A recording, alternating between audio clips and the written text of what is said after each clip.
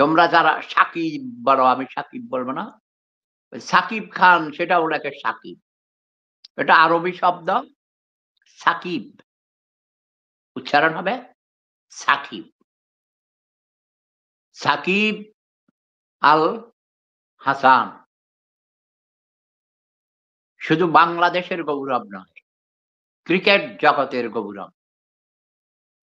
সাকিব আল হাসানকে পৃথিবীর যত ক্রীড়ামোদীরা বিশেষ করে ক্রিকেট জগতের মানুষ চিনে, সারা পৃথিবী চিনে সাকিব আল হাসানকে।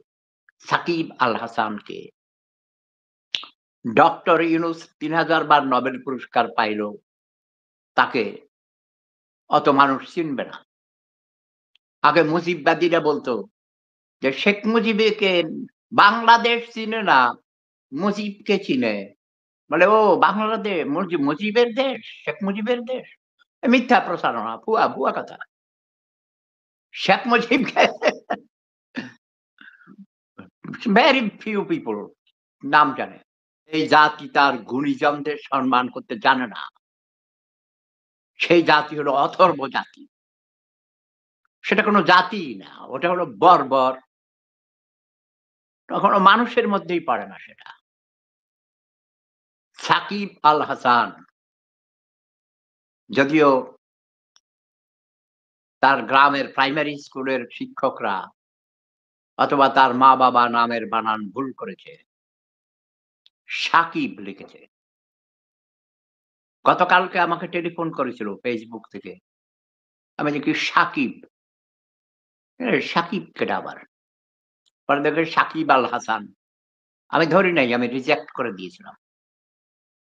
কারণ আমি মাস্টার মানুষ ভাই। এ বানান-বুনান ভুল দেখলে আমার পায়ের রক্ত মাথায় উঠে যায়। কারণ এই জাতি অশিক্ষিত, মূর্খ, গরিব, ছোটলোক, বর্বর, জানে না, জানতেও চায় না। তো যেটা বলছিলাম, সাকিব আল হাসান এর আগেও আমি এই ধরনের অন্যায়ের প্রতিবাদ করি। কোন জাতীয় শিল্পী, জাতীয় কবি, সাহিত্যিক, লেখক, চিন্তাবিদ, দার্শনিক,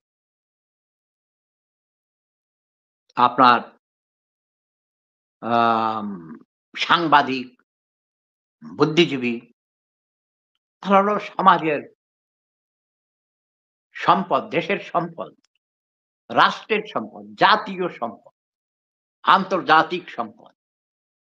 প্রফেসর ডক্টর মোহাম্মদ ইউনূস সাহেব যেকোনোভাবেই হোক, অনেকে অনেক কথা বলেন যে ঘুষ দিয়ে তিনি নোবেল প্রাইজ নিয়েছেন ক্লিনটন পরিবারকে তাদের চ্যারিটিতে টাকা-পয়সা দিয়া বিভিন্নভাবে নিয়েছেন।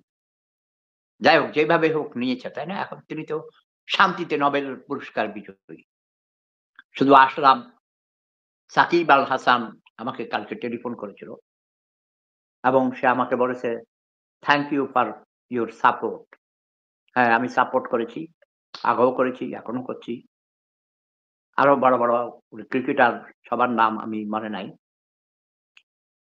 সাকিব আল হাসান কোনোভাবে অসম্মানিত হোক, রাজনীতি সে করতে হয়েছে, ক্ষমতাবানরা যারা ক্ষমতায় থাকে, তৎকালীন সরকার প্রধান, আমাদের প্রিয় প্রধানমন্ত্রী, আমার প্রিয় হাঁটু আপা। ব্যক্তিগতভাবে আমি তাকে অনেক ভালোবাসি। কিন্তু প্রধানমন্ত্রী হিসেবে দায়িত্বে আসার পর তিনি অনেক ভুল-ভ্রান্তি করেছেন। অনেক উন্নয়ন করেছেন। সেই উন্নয়নগুলো কেউ তখন আর বলে না। ভালো কাজের কথা বলে না। যেমন আমি সেফুদা কয়েক হাজার কবিতা লিখেছি। আপনাদের কত কবিতা শুনাইছি। কত সুন্দর মোটিভেশনাল স্পিচ দিয়েছি। কিন্তু আপনারা কি কখনো আমার ভালো দিকগুলো বলেন? আপনারা বলেন ২-৪ টা শব্দ বোমা মারছে। সেফুদা গালিবাজ। সেফুদা গালি দিছে। সেফুদা পাগল। সেফুদা গালি দেয়। সেফুদার নামে মিথ্যা কথা লেখে। বাংলায় আমি কোন পোস্ট লিখি না। দেখবেন সেফাতুল্লাহ সেফুদা ওটা আমার আইডি নয়। ওটা আমার ছবি ইউজ করেছে, আমার নাম ইউজ করে। এগুলো ভুয়া, এরা মিথ্যুক, ধোঁকাবাজ, প্রতারক। আপনারা বিভ্রান্ত হবেন না, প্রতারিত হবেন না। আমি সরাসরি যেই কথাগুলো বলব সেগুলো শুনবেন। এখন আপনারা দেখেন ওগুলো তো সরাসরি। এখন আমার এই কথাগুলোকে রেকর্ড করে নিয়ে অন্যখানে বাংলায় লিখে দিবে ভাই। সেফুদা বলেছে সেফুদা পাগল। আচ্ছা পাগল কি কখনো বলেছে সে পাগল? আর পাগল কি বুঝতে পারে সে পাগল কিনা? তাই কি না? তো যাই হোক কোন কথার আমরা সবাই পাগল। আমরা সবাই পাগল, আমরা সবাই পাগল আমাদের বাংলাদেশেতে। পাগল ছাড়া বাংলাদেশে আর কে বা থাকে? আমরা সবাই পাগল। তবে আমার পৃথিবীতে যদি আমাকে তোমরা প্রশ্ন করো যে, "সেবুদা আপনি সবচাইতে বেশি ঘৃণা করেন কাদের? মানে অপছন্দ করেন কাদের?" এটা হয়ে গেছে এটারে থুক্কো দিয়ে দিছি। এটা অভ্যুত্থান হয়েছিল। কিন্তু যারা ক্ষমতায় এসেছে এরা হাসিনার থেকে হাসিনার সরকারের থেকে হাজার গুণ খারাপ। শেখ হাসিনাও খারাপ ছিল, তার সরকার খারাপ ছিল। এরা ডক্টর ইউনূসের সরকার, ডক্টর ইউনূস আরো হাজার গুণ খারাপ। এটা বাংলাদেশের মানুষ বলে। আমাকে বলে, "হাসিনাই ভালো ছিল।" কিন্তু তাই বলে আমি চাই না হাসিনাকে নিয়ে আসবো। নো। নতুন প্রজন্ম তোমরা এগিয়ে আসো। আমার পিঁপড়া বাহিনী, সুশিক্ষিত ইয়াং জেনারেশন, জেন জি যখন সে উপদেষ্টা হইল তারপরে দেখি যে আরে এটা কোনটা দেখি একটা আসিফ আমাকে টেলিফোন করে বিরক্ত করতো। এটা নাকি? দেখি যে ইয়েস আমার ব্লক লিস্টে তার নাম ছিল। পরে ব্লক খুলে দিয়েছি। কিন্তু এখন তো আর সে বড় সাব মন্ত্রী।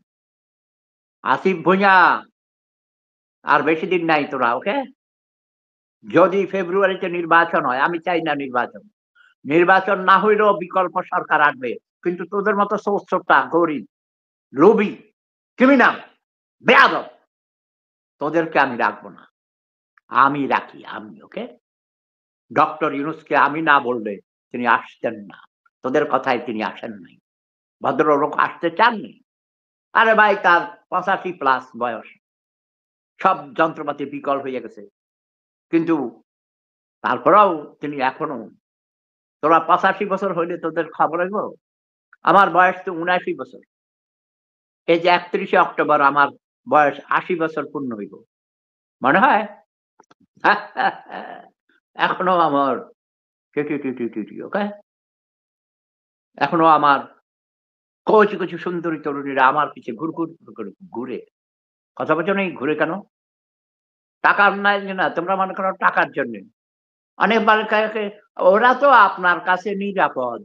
কচি সুন্দরী তরুণীদেরকে আপনি কিছুই করতে পারবেন না। তাই তারা আপনার কাছে নিরাপদ মনে করে, তাই আপনার কাছে যাইতে চায়।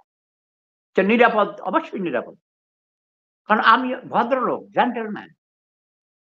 যে ভাই কথা আর বলব না, গলা ব্যথা হয়ে গেছে গা। আর তোদের মতো মুরুক্ষদের সাথে কথা বলার চেয়ে গাছের সাথে কথা বলা বোধ ভালো। গাছ আমার সাথে কথা বলে। জাস্ট পশু পাখি আমার কথা শুনে। তোদের মতো বর্বর, এই অশিক্ষিত বর্বররা বাংলাদেশীরা, বাঙালি শুধু বলব না। এটা শেখ মুজিব ভুল করেছে। আচ্ছা, এই যে পাহাড়িদের উপজাতি বলে, এই করে সেই করে। তাদেরকে বলছে কি যে কয় যে, "বঙ্গবন্ধু আপনি তো আমাদেরকে তো বলেন বাঙালি। আমরা বাংলাদেরকে বলছেন।" কইছে, "তোরাও বাঙালি হয়ে যা।"